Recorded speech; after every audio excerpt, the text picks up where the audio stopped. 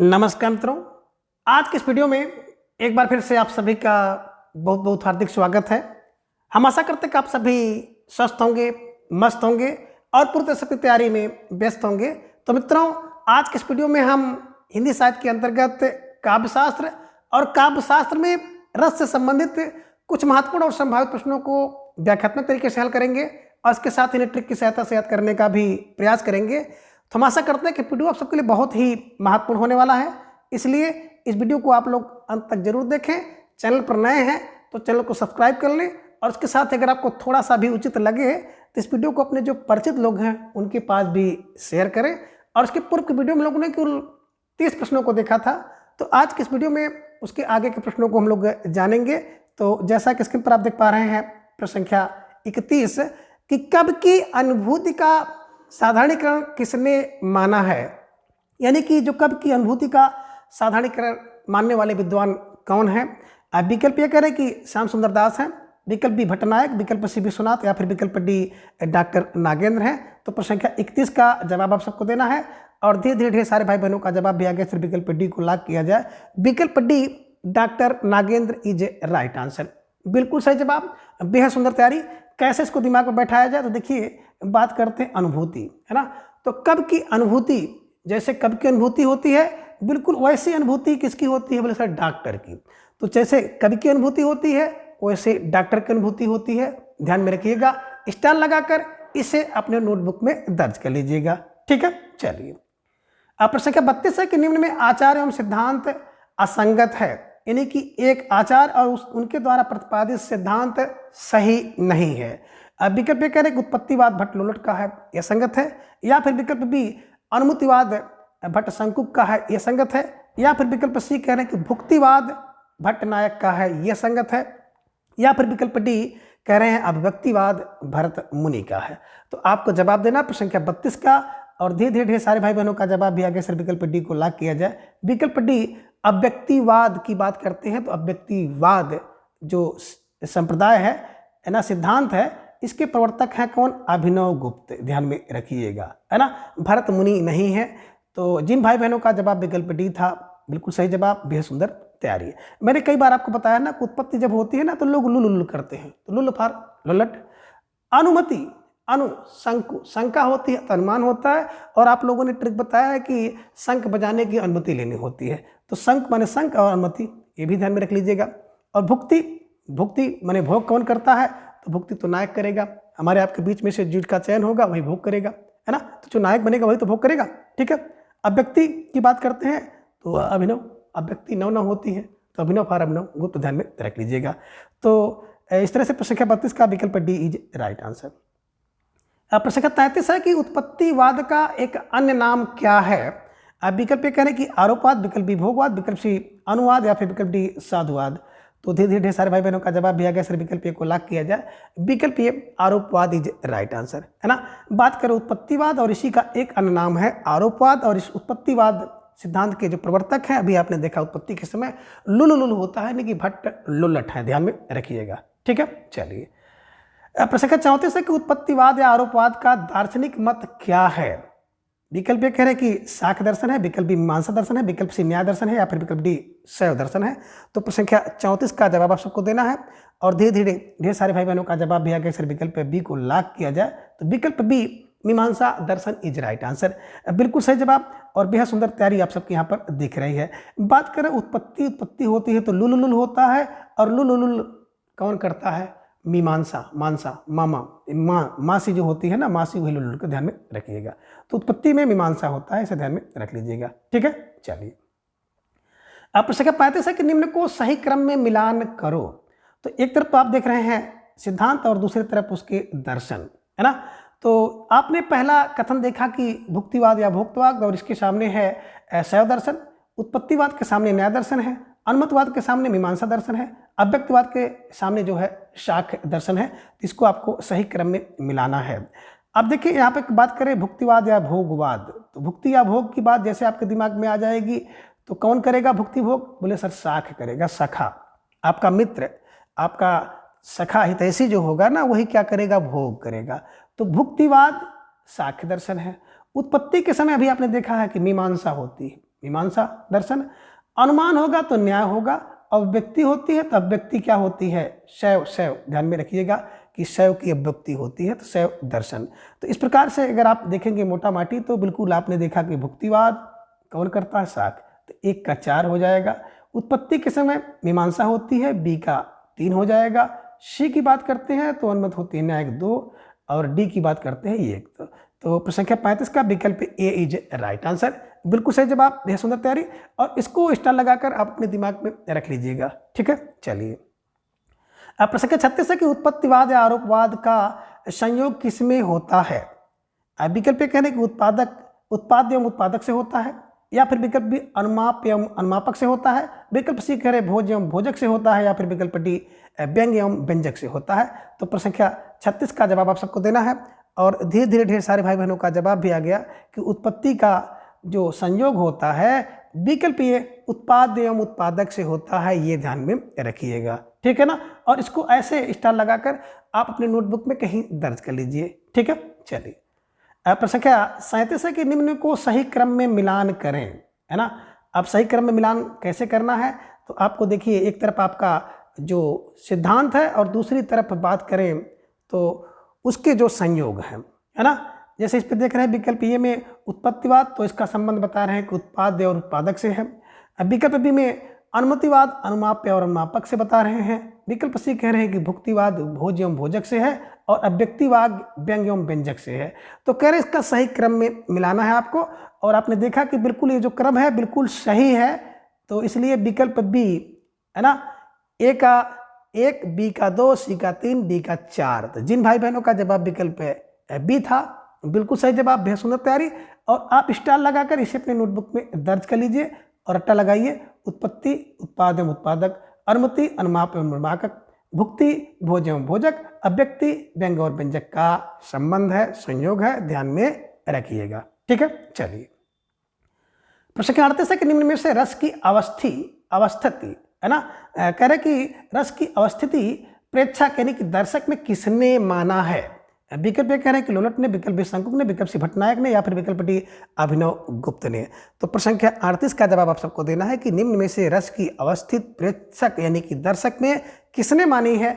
और आपका जवाब बड़े तेजी के साथ आगे विकल्प सी को लॉक किया जाए तो विकल्प सी भट्ट नायक इज राइट आंसर, है ना। देखिए जो नायक होता है, नायक को क्या करते हैं? दर्शक देखते हैं। तो नायक को दर्शक देखते हैं, प्रेक्षक देखते हैं। बस इसे ध्यान में रखिएगा कि आप नायक और नायिकाओं को देखते हैं ना, तो बस दर्शक किसको देखता है? नायक को देखता है। तो आप दिमाग में रख लीजिए कि रस की अवस्थिति प्रेक्षक या दर्शक में नायक फर भट्टनायक को ध्यान में रख लीजिएगा, ठीक है। चलिए प्रश्न संख्या 39 है कि रस की अवस्थिति को सही क्रम में मिलान करें। तो आपने देखा कि यहाँ पे कथन के लिए सूची 1 और सूची 2 बात करते हैं कि अनुकार्य में, है ना, और इसके सामने सूची 2 में दिखा रहा है कि शंकुक है, अनुकर्ता में लोलट है, प्रेक्षक में अभिनव गुप्त है, सहृदय में भट्टनायक है।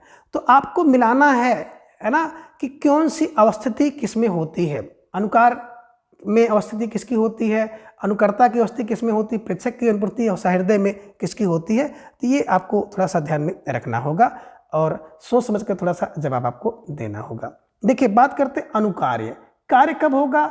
जब लो, कार्य लो, है ना, आपको कार्य दिया है तो कहते हो कार्य लो भैया, तो लो, अनुकार्य लो फर लो लटका है।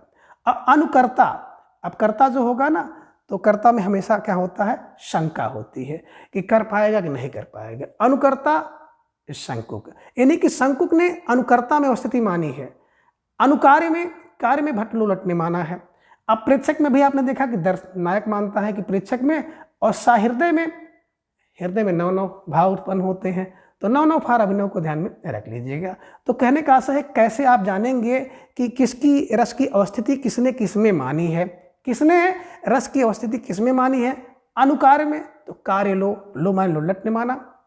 अनुकर्ता में शंका हो रही है, तो शंकुक ने अनुकर्ता में मान लिया। अब प्रेक्षक दर्शक कौन? बोले नायक को देखते हैं, तो भट्टनायक ने प्रेक्षक में मान लिया, और सहृदय में 9 होता है। यानी कि सहृदय में रस की अवस्थिति किसने मानी है? अभिनव गुप्त ने मानी है। तो ऐसे कुछ ट्रिक आपको बनाना है, और इस ट्रिक की सहायता से इसको आपको रट्टा लगाना है कि अनुकार में अवस्थिति किसने माना? लो, कार्य लो भैया, और लोलुट ने माना। अब देखिए अनुकर्ता में शंका होगी, शंकुक ने माना है। अब प्रेक्षक नायक को देखते हैं तो प्रेक्षक में भट्ट नायक ने माना है, और सहृदय में नौ फार अभिनव ने सहृदय में माना है कि रस की अवस्थिति होती है। ये सब थोड़ा सा ध्यान रखिएगा, टेक्निकल चीज़ें हैं और कभी कभी परीक्षा में आपकी पूछ ली जाती हैं। बड़ा कठिन होता है आपको याद करना, लेकिन आई थिंक कि 2-3-4 बार अगर आप मेरे साथ जुड़ करके तैयारी करेंगे, वीडियो को भगा करके या किसी तरह से देखेंगे, तो निश्चित रूप से आपको कंठस्थ हो जाएगा। ठीक है, चलिए। प्रश्न संख्या 40 है कि अस्थायी भावों को विशेष रूप से पुष्ट करने वाले अवयव को क्या कहते हैं। विकल्प ए कह रहे हैं कि विभाव कहते हैं, विकल्प बी अनुभाव, विकल्प सी उद्दीपन, या फिर विकल्प डी संचारी भाव कहते हैं। और इसी संचारी भाव का एक अन्य नाम है व्यभिचारी भाव। तो प्रश्न संख्या 40 का जवाब आप सबको देना है कि अस्थायी भावों को विशेष रूप से पुष्ट करने वाले अवयव को क्या कहते हैं। और धीरे धीरे सारे भाई बहनों का जवाब भी आ गया, सिर्फ विकल्प डी को लॉक किया जाए। संचारी भाव या व्यभिचारी भाव इसे कहते हैं। तो प्रश्न संख्या 40 का विकल्प डी इज राइट आंसर। इसकी संख्या की बात करते हैं तो 33 होते हैं, ध्यान में रखिएगा। ठीक है, कभी कभी इसके संख्या को लेकर भी परीक्षा में प्रश्न पूछ लिया जाता है। ठीक है, चलिए। अब प्रश्न संख्या 41 है कि भावों के पश्चात उत्पन्न होने वाले भाव को क्या कहते हैं। अब भाव के बाद जो भाव उत्पन्न होते हैं, ऐसे भाव को क्या कहते हैं। विकल्प कह रहे हैं कि आलम्बन, विकल्प बी विभाव, विकल्प सी अनुभाव, या फिर विकल्प डी उद्दीपन कहते हैं। तो बड़े तेजी के साथ आप सब भाई बहनों का जवाब भी आ गया, अक्सर विकल्प सी को लॉक किया जाए। तो विकल्प सी अनुभाव इज राइट आंसर। अनुमाने बाद में जो भाव उत्पन्न हो उसे कहते हैं अनुभाव। तो भाव के भाव, अनुभाव, अस्थायी भाव के बाद जो भाव उत्पन्न होता है उसे अनुभाव कहते हैं, ये ध्यान में रखिएगा। और अनुभाव की बात करते हैं तो 4 होते हैं, हालांकि भरत मुनि जी ने 3 अनुभाव बताया है, इसके पहले आपने देखा था। ठीक है, चलिए। प्रश्न संख्या 42 है कि रस को उद्दीप्त यानी कि तेज करने वाली आलम्बन की चेष्टा आदि को क्या कहते हैं। अब रस को जो तेज करती है उस चेष्टा आलम्बन को क्या कहते हैं। अब विकल्प कह रहे हैं कि अनुभाव कहते हैं, विकल्प उद्दीपन कहते हैं, विकल्प से संचारी भाव, या फिर विकल्प डी विभाव कहते हैं। तो धीरे धीरे ढेर सारे भाई बहनों का जवाब भी आ गया कि सर विकल्प बी को लॉक किया जाए। विकल्प बी उद्दीपन इज ए राइट आंसर, है ना, ये ध्यान में आपको रखना होगा। तो जो रस को उद्दीप्त यानी कि तीव्र करता है उसका नाम होता है उद्दीपन। ठीक है, चलिए। प्रश्न संख्या 43 है कि निम्न में विभाव के भेद हैं। अब आपको जवाब देना है विभाव के यानी कि जो कारण होता है रस का, उसके कितने भेद हैं। विकल्प ये कह रहे हैं कि आलम्बन, विकल्प बी उद्दीपन, विकल्प सी आलम्बन एवं उद्दीपन, या फिर विकल्प डी अनुभाव। तो प्रश्न संख्या 43 का आप सब भाई बहनों ने जवाब भी दे दिया कि सर विकल्प सी को लॉक किया जाए। तो विकल्प सी आलम्बन एवं उद्दीपन इज ए राइट आंसर। ठीक है, चलिए। प्रश्न संख्या 44 है कि रस से संबंधित कथन कौन सा है, यानी कि कौन सा विकल्प रस से संबंधित है। विकल्प ये कह रहे हैं कि विभाव है, विकल्प बी अनुभाव है, विकल्प से संचारी भाव है, या फिर विकल्प डी अस्थायी भाव है, या फिर विकल्प डी उपयुक्त सभी है। तो प्रश्न संख्या 44 का जवाब आप सबको देना था, और धीरे धीरे ढेर सारे भाई बहनों का जवाब भी आ गया, सर विकल्प ई को लॉक किया जाए। विकल्प ई उपयुक्त सभी इज राइट आंसर, बिल्कुल सही जवाब और बेहद सुंदर तैयारी आप सबके यहाँ पर दिख रही है। तो रस से संबंधित बात करें, विभाव, अनुभाव, संचारी भाव, अस्थायी भाव सब रस से संबंधित है, ध्यान में रखिएगा। कभी कभी इस तरह से प्रश्न भी आपकी परीक्षा में पूछा गया है और आगे भी इसके पूछे जाने की संभावना बनती है, तो इसलिए मैंने इस प्रश्न को आप सबकी प्रश्नोत्तरी में शामिल किया है। ठीक है, चलिए। प्रश्न संख्या 45 है कि श्रृंगार रस के कौन कौन से भेद हैं, आपको जवाब देना है। विकल्प कह रहे हैं कि संयोग श्रृंगार, विकल्प बी वियोग श्रृंगार, विकल्प सी ए और बी दोनों, या फिर विकल्प डी इनमें से कोई नहीं। प्रश्न संख्या 45 का जवाब आप सबको देना है, और आप सबका जवाब भी आ गया, सर विकल्प सी को लॉक किया जाए। विकल्प सी ए और बी दोनों इज राइट आंसर, है ना। देखिए, श्रृंगार की बात करते हैं तो श्रृंगार रस का अस्थायी भाव होता है रति, है ना, ये ध्यान में रखिएगा। और श्रृंगार रस के 2 भेद होते हैं, संयोग और वियोग। ठीक है, ये ध्यान में रखिएगा, स्टार लगाकर इसे अपनी नोटबुक में दर्ज कर लीजिएगा। प्रश्न संख्या 46 है कि वीर रस का भेद है ना। अब वीर रस का भेद कौन सा है। विकल्प कह रहे हैं कि दानवीर, विकल्प बी दयावीर, विकल्प सी धर्मवीर, या फिर विकल्प डी युद्धवीर, या फिर विकल्प ई उपयुक्त सभी। तो प्रश्न संख्या 46 का जवाब आप सबको देना है, और धीरे धीरे ढेर सारे भाई बहनों का जवाब भी आ गया, सर विकल्प ई को लॉक किया जाए। विकल्प ई उपयुक्त सभी इज राइट आंसर। जो वीर रस होता है ना, तो वीर रस के कुल 4 भेद हैं, दानवीर, दयावीर, धर्मवीर, युद्धवीर, ये ध्यान में रखिएगा। ठीक है, चलिए। प्रश्न संख्या 47 है कि हास रस के कितने भेद हैं। केवल संख्या आपसे पूछा गया है कि हास रस के कितने भेद हैं, उसकी संख्या आपको बतानी है। तो विकल्प ये कह रहे हैं कि 4 भेद हैं, विकल्प बी कह रहे हैं 33, विकल्प सी 8, या फिर विकल्प डी 6। तो प्रश्न संख्या 47 का जवाब आप सबको देना है, और धीरे धीरे सारे भाई बहनों का जवाब भी आ गया कि सर विकल्प डी को लॉक किया जाए। तो विकल्प डी 6 भेद इज राइट आंसर, है ना, हास्य के 6 भेद। ठीक है, चलिए अब प्रश्न संख्या 48 है कि निम्न में हास्य रस के भेद हैं। अब विकल्प ए कह रहे हैं कि अस्मित और हंसित है, विकल्प बी कह रहे हैं कि बिहसत और अहसत है, विकल्प सी कह रहे हैं कि अपहसत और अतिहसत है, या फिर विकल्प डी उपयुक्त सभी हैं। तो प्रश्न संख्या 48 का जवाब आ गया कि सर विकल्प डी को लॉक किया जाए। तो विकल्प डी उपयुक्त सभी इज राइट आंसर। उपयुक्त सभी जो 6 भेद है ना, ये हास्य रस के भेद हैं, ध्यान में रखिएगा। अब वेरी वेरी मोस्ट इंपॉर्टेंट प्रश्न है, कई बार परीक्षा में पूछा गया है। ठीक है, चलिए अब प्रश्न संख्या 49 थोड़ा सा हटकर प्रश्न है कि बी रस का विरोधी रस है। अब आपको जवाब देना है। विकल्प ए कह रहे हैं कि भयानक रस है, विकल्प बी शांत रस है, विकल्प सी श्रृंगार, या फिर विकल्प डी ए और बी दोनों। तो आपको जवाब देना। प्रश्न संख्या 49 आप सबके स्क्रीन पर है और धीरे धीरे ढेर सारे भाई बहनों का जवाब भी आ गया कि सर विकल्प डी को लॉक किया जाए, है ना। विकल्प ये यानी कि भयानक रस और शांत रस दोनों बी रस के विरोधी हैं। अब बी रस में भयानक और शांत, अगर कोई व्यक्ति शांत है तो भी वीरता नहीं आएगी, और भयानक में डर गया तो भी वीर रस उसमें नहीं उत्पन्न होगा। ये ध्यान में रखिएगा, शांत व्यक्ति के अंदर वीरता नहीं आएगी और जो डरा हुआ व्यक्ति है उसके अंदर भी वीरता नहीं आएगी।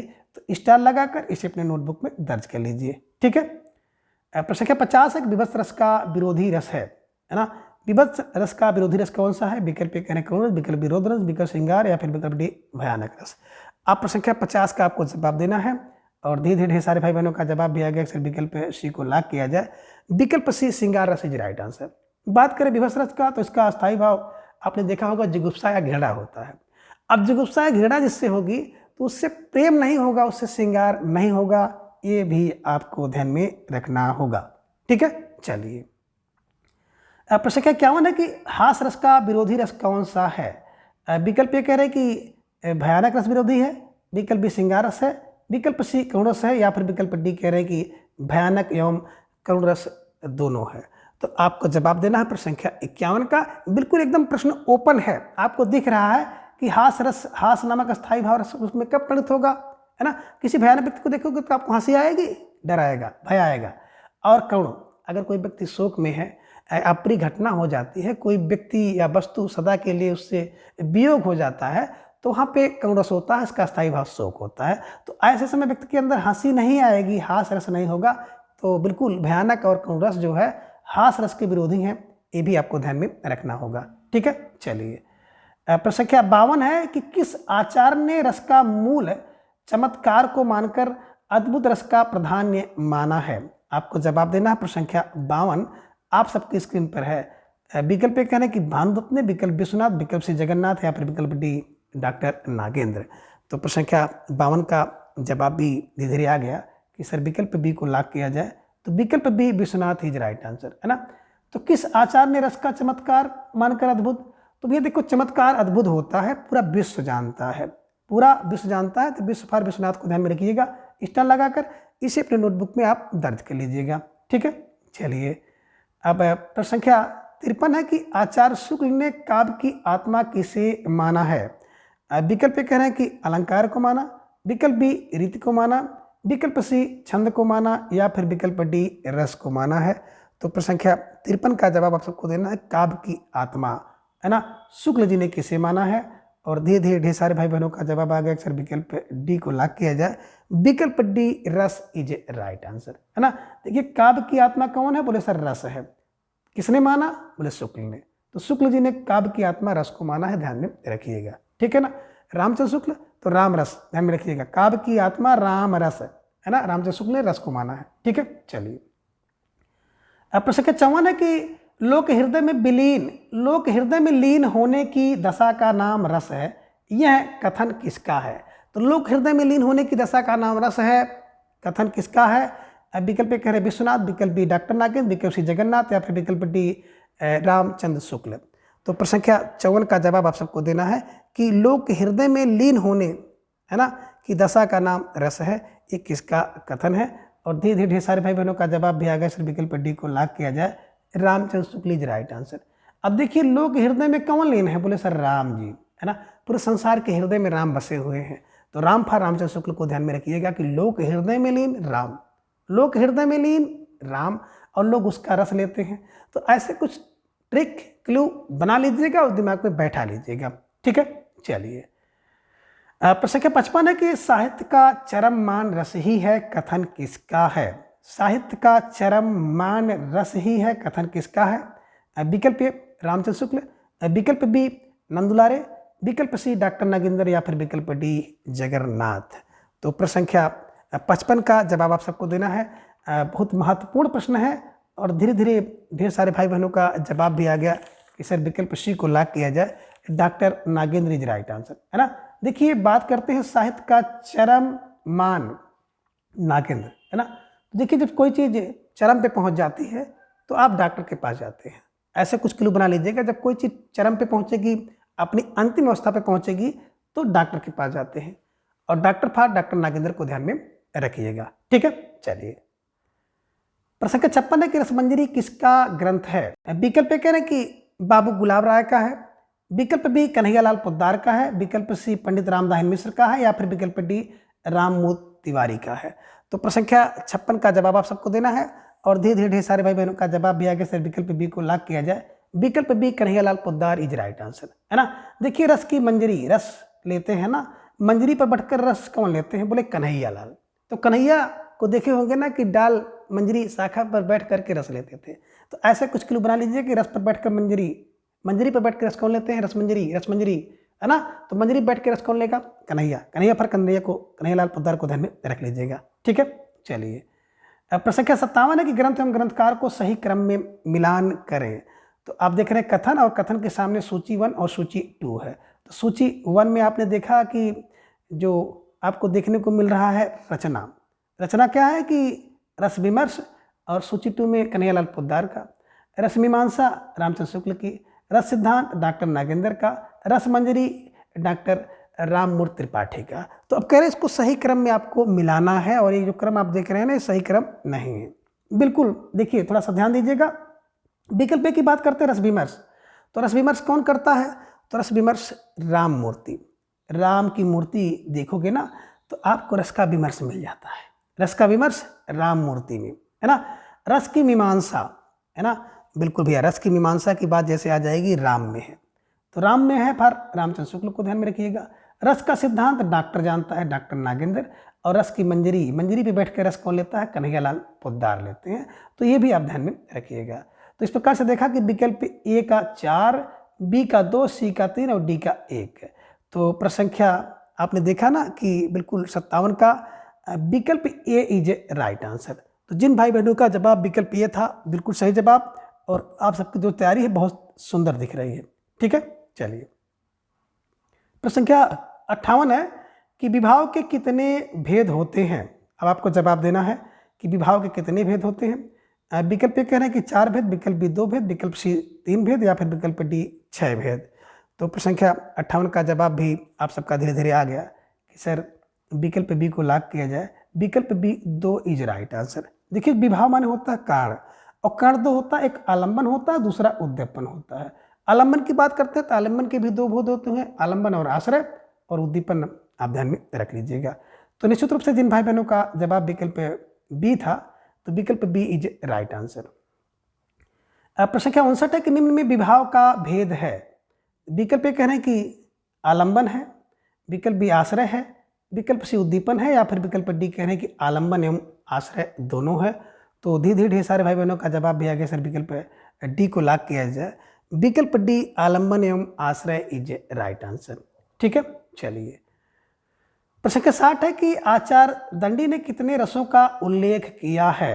विकल्प ए कह रहे हैं कि 9 रस, विकल्प बी 8 रस, विकल्प सी 7 रस, या फिर विकल्प डी 6 रस।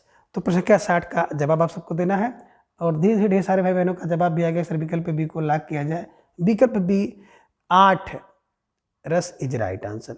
और आपने देखा था कि भरत मुनि ने भी 8 रस का, है ना, बिल्कुल जिक्र किया है, 8 रस बताया है, ध्यान में रखिएगा। ठीक है ना, जितने भरत के उतने दंडी के। ठीक है, चलिए। प्रश्न संख्या 61 है कि निम्न में से श्रृंगार रस को मूल रस किस आचार्य ने माना है। तो श्रृंगार रस को मूल रस किस आचार्य ने माना। विकल्प ए कह रहे हैं कि भरत मुनि, विकल्प बी विश्वनाथ, विकल्प सी भोज, या फिर विकल्प डी जगन्नाथ। तो प्रश्न संख्या 61 का जवाब धीरे धीरे आ गया, सर विकल्प सी को लॉक किया जाए, विकल्प सी भोज इज राइट आंसर। है ना। देखिए श्रृंगार रस है ना, तो श्रृंगार रस का बोले भोज में, जब कोई श्रृंगारिक काम होता है तो भोज देते हैं, श्रृंगार होगा तो भोज होगा, ध्यान में रखिएगा, भोज मिलेगा, श्रृंगार रस में भोज मिलेगा। ठीक है, चलिए प्रश्न संख्या 62 के निम्न में रस का विरोध किस विद्वान ने किया है, और रस का विरोध किसने किया? विकल्प ए भरत मुनि, विकल्प बी भामा, विकल्प सी अभिनवगुप्त या फिर विकल्प डी विश्वनाथ। तो प्रश्न संख्या 62 का जवाब आप सबको देना है और धीरे धीरे सारे भाई बहनों का जवाब भी आ गया कि सर विकल्प बी को लॉक किया जाए, विकल्प B Bhama is right answer, है ना। देखिए रस का विरोध कौन करते? बोले भामा। भामा माने मामा, मैंने बताया था 6वीं शताब्दी में इनका जन्म हुआ था, अलंकार संप्रदाय के प्रवर्तक हैं, काव्य अलंकार इनकी रचना है।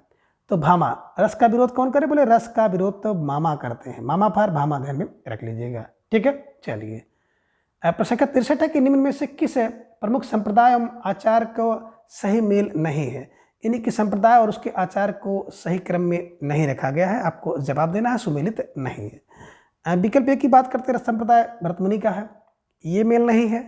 विकल्प बी कह रहे कि रीत संप्रदाय वामन का है, ये मेल नहीं है। अलंकार संप्रदाय भामा का, ये मेल नहीं है। या फिर विकल्प डी ध्वनि संप्रदाय कुंतक का है, ये मेल नहीं है। अब आपको जवाब देना है। प्रश्न संख्या 63 आप सबके स्क्रीन पर है और धीरे धीरे सारे भाई बहनों का जवाब भी आ गया, सर विकल्प डी को लॉक किया जाए, है ना।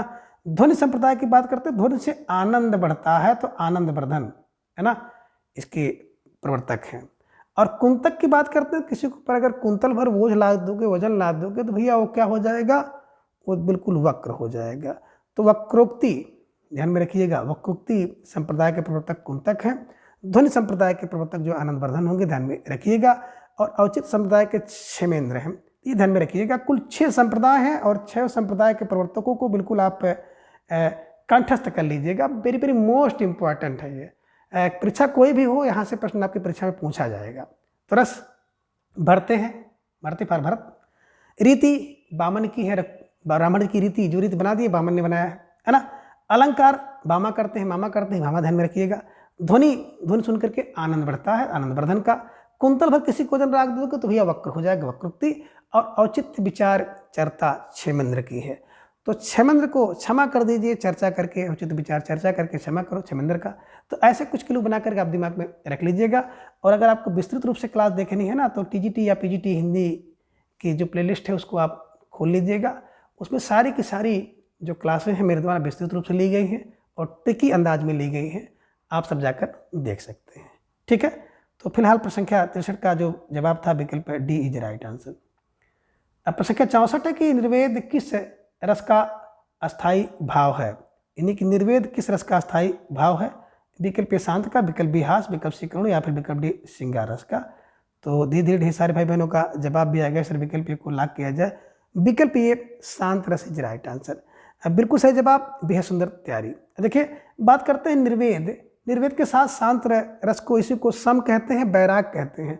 तो आप सम भी कह सकते हैं, स्थायी भाव सम है और इसी को बैराग भी कहते हैं। तो ये ध्यान में रखिएगा, शांत रस का स्थायी भाव निर्वेद, सम या बैराग है, ये ध्यान में रखिएगा। कभी कोई परीक्षा में है ना दूसरा दे देता है कि बैराग किस रस का स्थायी भाव है या सम किस रस का स्थायी भाव है, तो बिल्कुल शांत रस का, ये आपको ध्यान में रखना होगा।